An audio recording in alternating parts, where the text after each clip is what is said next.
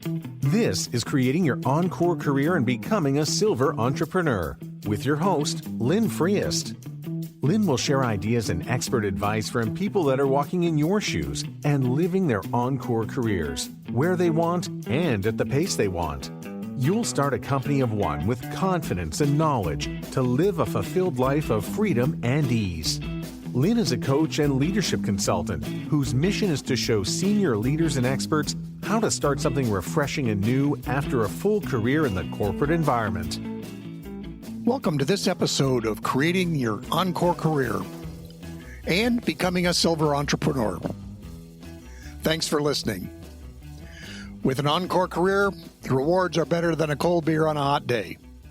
And you can be creating value in the world beyond just winning the next pickleball game.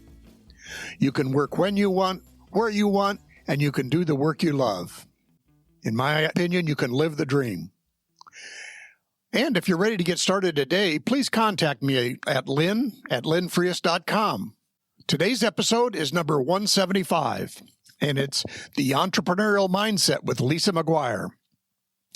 This is going to be a fun episode because Lisa McGuire and I will interview each other. We're actually going to just take turns, and so you'll get to see two episodes in one, as it were. So I'm looking forward to it. Lisa is a business growth advisor and a marketing consultant. She loves helping people who feel called to their work and helps them integrate what they love doing to help the people they serve. She specializes in strategy and business storytelling to give your business the boost it needs to get closer to your goals. Well, in this episode, we're going to start off and Lisa's going to ask me some questions, such as, how do you help people and how did you become interested in this type of work? Why does the nation and the world need Encore Careers? At what point is it best for people to start working with you? And then finally, some of the reasons I won't retire. After that, we're going to turn the tables, and I'm going to ask Lisa some questions, such as, how do you help people, and how did you become interested in this type of work? What advice would you give Encore Career entrepreneurs? And there are 4 points that she wants to share with us.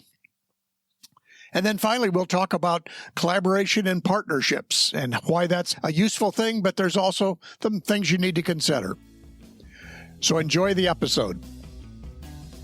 All right, Lynn. So we're going to do something a little different today, but I want to share with the audience about how we got here. Lynn and I are part of a mastermind, but in different mastermind groups. And so we met several weeks ago in person in Nashville and decided that we wanted to interview each other on our individual podcast.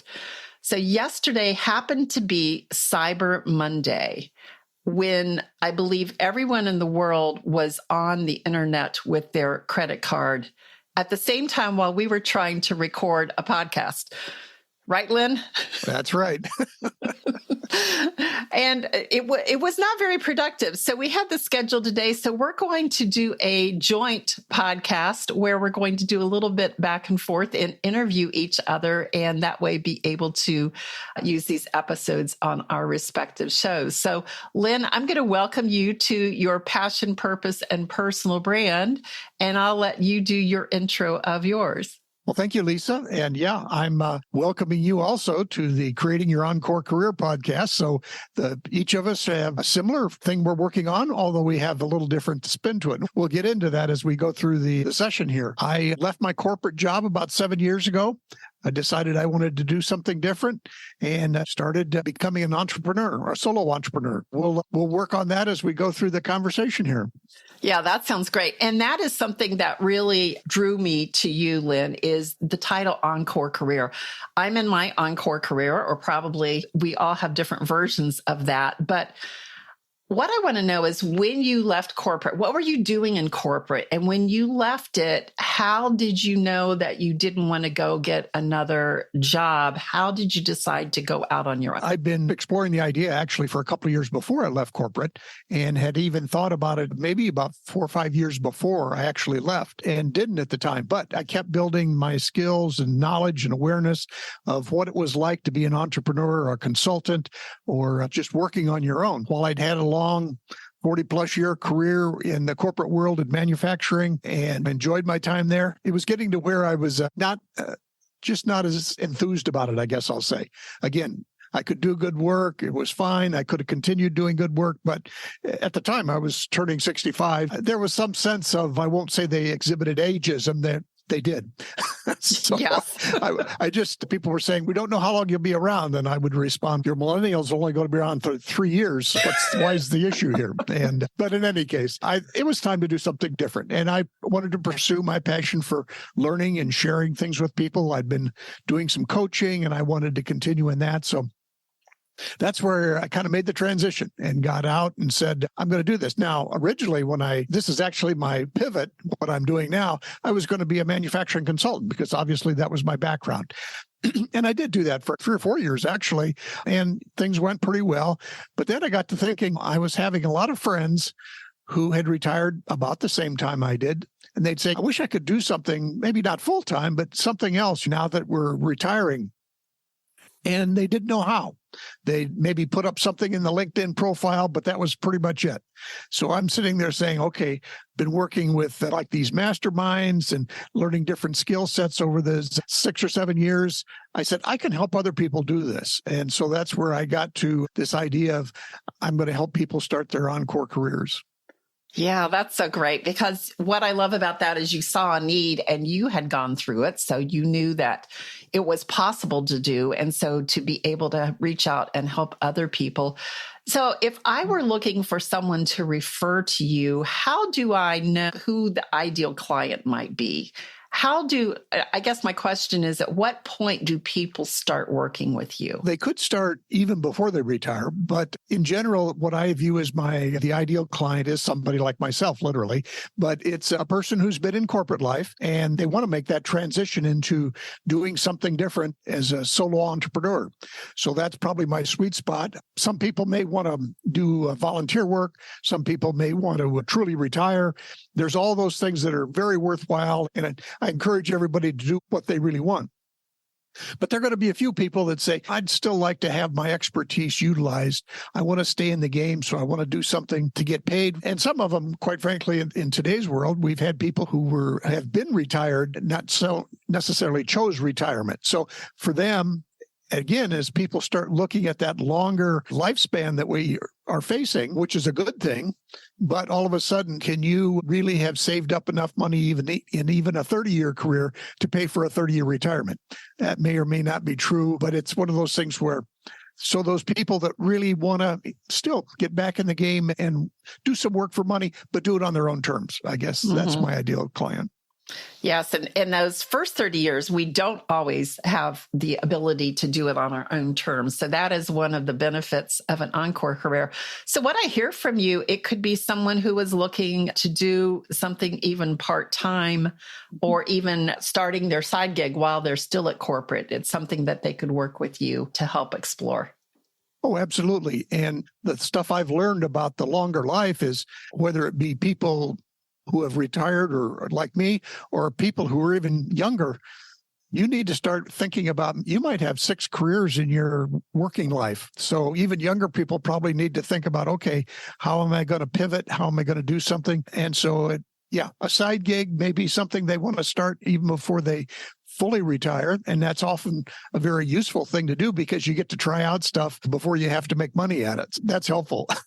That is very helpful. And I also love the thought of being able to have multiple careers, because as we mature, we evolve and we have new interests, our passions change, the people that we surround ourselves with change. So being able to have the flexibility to go into different careers is very different than what maybe our grandparents would have had, where you started at a company and the goal was to get through 30 years and you might get a gold watch at the end or some big reward as you're walking out the door or they walk you out the door. But I think the thing that we see now is people are working longer and there is benefit. I believe there's 4 different generations that are actively working right now. So when you look at those generational differences and what each bring to the table, it's a very robust time to be able to work. So when someone comes to you, Lynn, what is a problem they would come, like how do you recognize a client who's ready to work with you? What do they ask? Well, a lot of times they start out by saying, is this really possible? Because they've come from a corporate setting. And so how can I do something when I don't have a quote job? So it's that whole idea of being self-employed. And so one of the first things I suggest we work on is literally the mindset. Do you have a growth mindset? Again, you may have had an particular expertise as in your business, and people came to you and you answered their questions and solved their problem. But this whole idea of now you're going to go out and help other people solve problems, it won't all be presented to you, is different. People are, for better or worse, we have routines, we have habits, we have the job, the corporate structure all around us. And now all of a sudden people are saying, hey, how's this going to work when I'm all on my own? It's one of those things where their first thought is, boy, I'm free to do anything I want. But then actually, once they start, it's holy crap, I've got to do it all myself. That is the big lie we want to say. I'm going to be my own boss for the freedom and flexibility. And there is that. But the problem is your boss is you, and you don't want to let yourself off. Yeah, and I encourage people to say, you need to really set up some new routines if you're going to. And that would be true just being in retirement in general. But in fact, in one of the studies I read that you should expect to have a 12 to 18 months of confusion after you retire. Now, some people have mapped out what they're going to do, but many people are sitting there saying, oh, what happens next? And so it's one of those things where help people move through the confusion a little quicker if they work with me. Yeah, I had not heard that. 12 to 18 months. That makes sense, though, because you've been doing one thing or working in a different area, and it is very different when you get out on your own. I do appreciate that you are really focused on this niche. Why does the world and the nation, why do we need to have people with Encore Careers? The short answer is we don't have enough people. Literally, even today's world, while unemployment is relatively low, even though we have some economic headwinds, as they start looking around at literally the head count of people, there just literally aren't enough. The developed world has got lower birth rates. So this demographic thing is actually moving forward. And then, you just think of the broader sense. Can we afford to have 20-30% of our potential workforce not participating when in fact they're healthy and able and could and maybe want to participate? So it's the whole idea of that literally the head count is needed. But then the other thing is we're trying to engage new and more diverse people in the workforce, whatever that may be. Those folks, they don't always come with the same background that maybe people who were in the workforce had.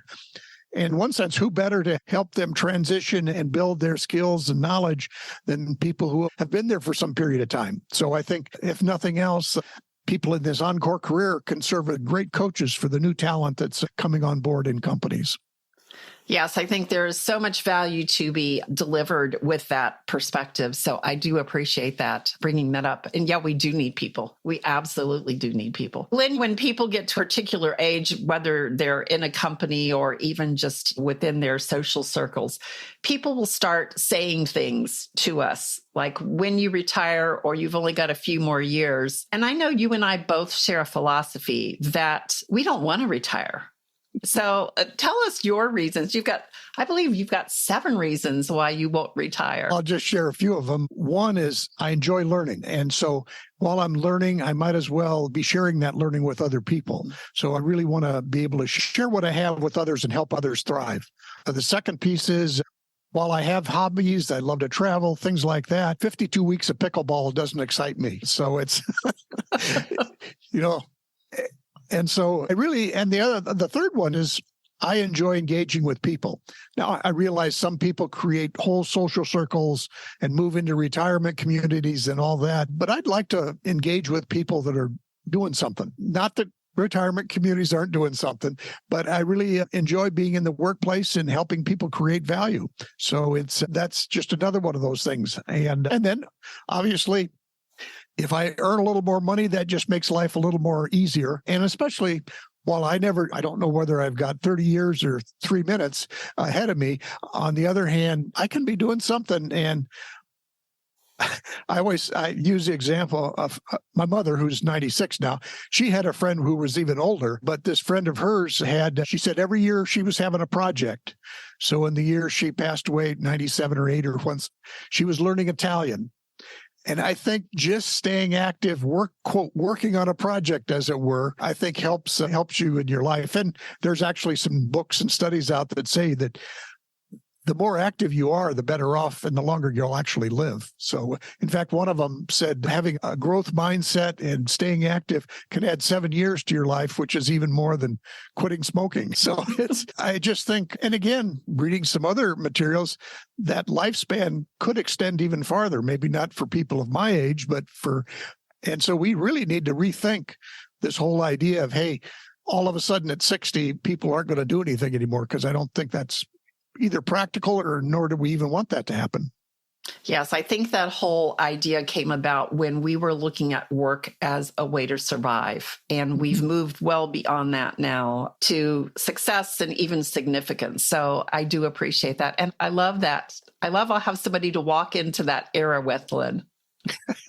We'll all be walking into it together. There's a big group of us out there. That's right. That's right. I think now we're going to switch hands, aren't we? And Lisa, how do you help people? And how did you become interested in the work that you're doing?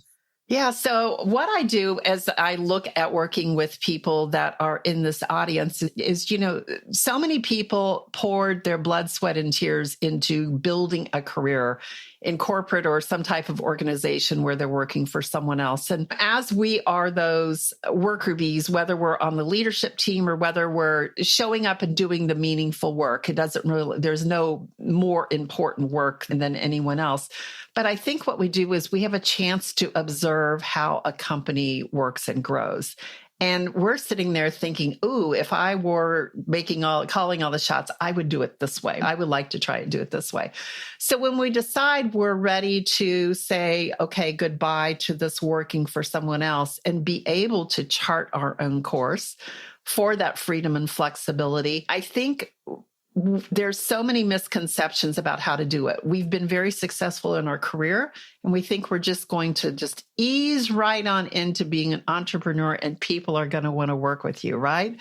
So I love working with people who are interested and just really committed of taking their skills and helping others in the world. So those are typically people who are going to be consultants or coaches, speakers, authors, people who want to be thought leaders, all of those people, and then helping them figure how to set up a business. Now, I'm not talking about the business attorney or what type of entity or things like that. Really starting at the core foundation is, what do you want to sell? And the second question, which is probably the most important one, who wants to buy it? Is there anyone who wants to buy it? Because what you want to sell may not even be a market. And then when we figure out what you want to sell, so what that is the first step is creating that irresistible offer. What is something that is so irresistible people would have a hard time walking away from? And once you know what you're going to sell, the second thing is, who are you going to sell it to? And one of the biggest mistakes I see from new business owners is people want to sell to everyone. We know when you market to everyone, you market to no one. Like, you have to be able to call out that ideal client. So helping people figure out who that is, and it is not an easy process. So helping them walk through that. So first we got the offer, second, who you're going to sell to, and then third, what is the message you need to connect with that person? How are you going to invite that person into the story? So working with those people who have left corporate to start their own business, helping them, and I call that a business growth launchpad. And then once we have that core established, then we move on to something. If they're interested, I help them build a business in a box. And so that's building their whole marketing funnel or flywheel, whichever camp you're in on that, whether it's funnel or flywheel, and build that. And so then they've got something to start with. They're not wasting their time or wasting their money trying things out and getting frustrated. So that's how I help people. And how I became interested in this work is much like you, Lynn, is I left my career. And when I walked away, I was working really long hours, very committed to this company and really an integral part of it. But when I walked away and my job title went away, I discovered so did my identity. So going through the process of discovering who I really was as I built my personal brand, what did I stand for, what content would I talk about, and how I showed up to the world, that was a process that I developed and created this framework called The Difference Is You. So helping people build that personal brand of integrity. So that's who I help, and that's what I do, and that's how I got here. Thank you. Yeah, I think that's an important piece that people have to figure out how they're going to connect with other people, because all of a sudden from your corporate life, you were the manager of something or you were the expert on this field and people came to you. Now, all of a sudden, they don't, to be honest, your customers don't care who you are. They care about their problems. So being able to, it's one of those things, share your expertise, but also being able to listen to what's their problem, I think is a key. All of a sudden, it's a key difference when you're on your own. Yes, you have to learn to be quiet. In addition, what advice would you give to people who are going to be interested in Encore Career as entrepreneurs? Yeah, so that's a really great question, Lynn. And I've got 3 or 4 things that I want to toss out of lessons that I learned, and I'm sure you have as well. And the first one is to really do what I just referenced, is figure out what you're good at, what you're really good at, what you absolutely love to do. And the things that you're not good at, as you start your business, one thing you're going to discover is many times we end up wearing all the hats. I am not a numbers person. And so the thought of doing my own books and setting up QuickBooks and all of those things, it is like, I get nauseous just thinking about it now. But when I got to the point where I could hire a bookkeeper, was one of the best days in my business of being able to hand that off. So realizing what you're good at and what you're not good at, and trying to build your business so you can do more of those things where you are working in what I call the zone of genius. So that would be the first thing, is really assess who you are and how you're wired. And that's why I love working with people on that. The second thing is the first question I asked myself when I said I'm going to start my own business is, what do I want my life to look like? You know, I think when we work for someone else, there is no question about that. It is, you will be here at 8 a.m. You will take lunch at this time. You will leave at this time. When you're not here, this is the process you need to follow. So I really looked at, what is the lifestyle I wanted to design? And for me, it was very much a component about family. I have the fortunate opportunity to live very close to one of my children she and her husband have gifted me with 2 grandchildren. So I wanted to be a big part of their life. So I thought, how do I want to structure my week where I can make that happen, but yet still reach the goals of what I want to do in my business? And what hours do I want to work? How many weeks do I want to work in the year? What is my ideal week look like? So I think then once you have that, you have a filter when you have an opportunity that comes in where you automatically say, does that fit within my filter or does it not? And being able to say no and being willing to say no. So I think that would be the second piece of advice. The third piece is, look at what is your new definition of success. And I know for many of us who were in that long track career, success was building the wealth, as you described, to live through retirement, being able to provide for your family, or maybe live a particular type of lifestyle. But when you are in a position where you're now calling the shots, does success mean you get to go play golf on Wednesday afternoon? Does it mean you get to go out for lunch with your friends twice a week? What does it look like? Does it mean you get to read a book every week and use that to create content, or maybe even writing your own book? So the third piece of advice I would give people is, let's look at what success is now for you or could be for you. And it doesn't always tie into financial. Mm-hmm. So that is a really great recommendation that as I made my pivot, really look at, and I've come to terms with, and it's made my life much more enriching with that. And then the last one is, it's a proverb, it's a folklore, it's a saying that says, we can go faster alone or go farther together. And so this is one thing that I'm sure you have experience with as well, is as you are an entrepreneur, you start meeting people where you find there's synergy. I just had a networking meeting this morning with someone that when I work with a client, they get to a certain point and they need what he does. I don't want to do it. I'm not good at doing it, but yet I want to serve my client well. So I think being very intentional about who you partner with and making sure that you both have that understanding of expectations of what that would be. Lynn, I'm sure you've had opportunities to either partner or collaborate with other people. What do you see about some of the benefits and what are some of the risks? Some of the benefits of collaboration, I think one of the first ones is around mindset. Literally, you are going to leave your corporate job, which is actually a network of people also. And now you're going to need to find a new set of people.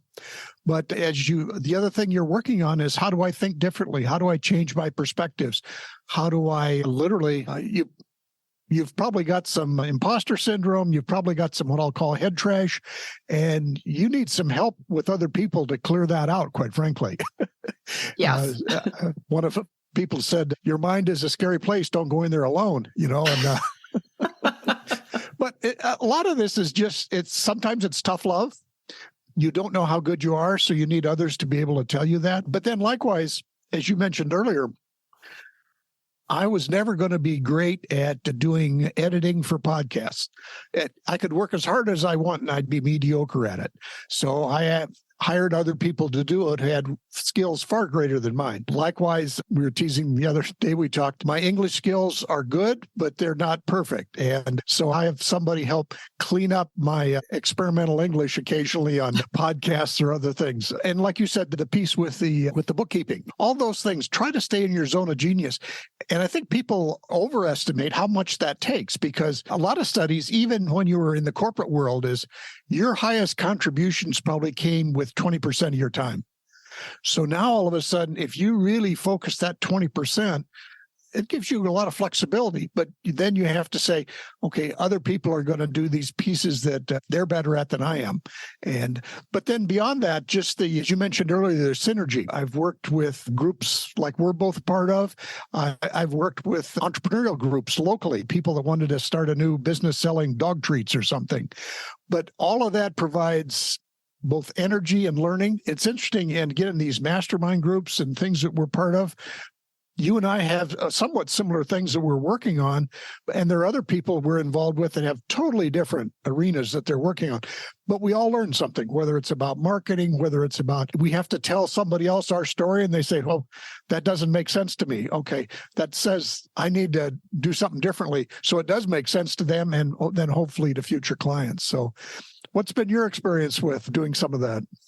Yeah, I've had several different collaborations, partnerships. So first of all, I decided I wanted to stay a solopreneur. I'd worked with a company and dealt with all of the people issues, the HR issues. I decided anyone that I partner with in my business, I bring them on as a 1099 vendor. So first of all, keeping that very clear with that. Second is working on a joint venture with someone. And I've had probably 2 or 3 of those. And the lessons that I can take away from that, and I've had 2 that I'm completed with, and I've got 1 I'm working on now. I think it's really important that you understand the expectations of where you want the outcome to be. Like when you're working together, what is the outcome? What is the desired transformation we're trying to provide in the program? One of my first collaborations, I will say, is we did not have that. And what I found as we worked through that, it became very clear that my partner was intending to do this for one reason, which was not the same as mine. And so that's why it didn't work out. Mm-hmm. Another thing I would advise is understanding your working styles. And when you get together, like, what is the purpose of the meeting? What do you hope to accomplish? And making sure that it still works within your area. This was not with one of my partnerships, but I had a chance to work with someone, and they expected when we met for me to sit there and watch them work. That's not my style. My style is give me my thing, let me go do it, because I need the quiet and I need the space. And so that's where our working styles didn't match up. Who I'm working with now, we both want the same outcome and we both bring different skills to the table. So I think that's really good because you're not stepping on toes. You know where your lane is. And when you reach the outcome, you know that you've been a success. So I do want to advise people not to jump into it too quickly. And if there is a financial benefit to being together of what you're trying to do, I highly urge you to speak with a business attorney and come up with some type of agreement. So when you part ways, who owns the intellectual property? Who owns the files? Who owns the research? Where do the assets go? That's really important. And even if you are the best of friends, if you want to stay the best of friends, make sure you have that legal agreement in there. Those are some things that I've learned with bumps and bruises along the way, Lynn. Oh, absolutely. And the whole idea of having just clarity. It's not you win or lose in these senses of contract, but the fact that clarity is there makes all the difference. And that just helps, like you say, specify. We both brought in cases like ours where it's a lot of intellectual property. It's not actual physical property. That's tricky as to how do you move forward with that. And it's one of those things I don't want to tell people to be all defensive about the whole thing. But on the other hand, just recognize that clarity will help a lot because your interests will change and their interests will change. And so things will probably go in different directions at some point, and make that as easy and smooth as you can. Yes. And having those conversations before the emotions come in is a much more pleasant conversation. I never got to the part of the emotions, but I could see where that would be bad if it did. Lynn, as we start to wrap up here, I know that typically on podcast, we have something we'd like to share with the audience. So what are you working on, or do you have some type of a resource available for our listeners?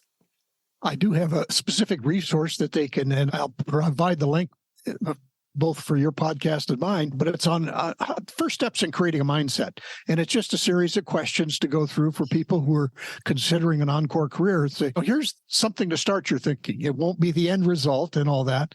But then should they choose to, I have a couple different things I offer. One is a 90-minute call that they can contact me where, again, we'll go a little more in depth.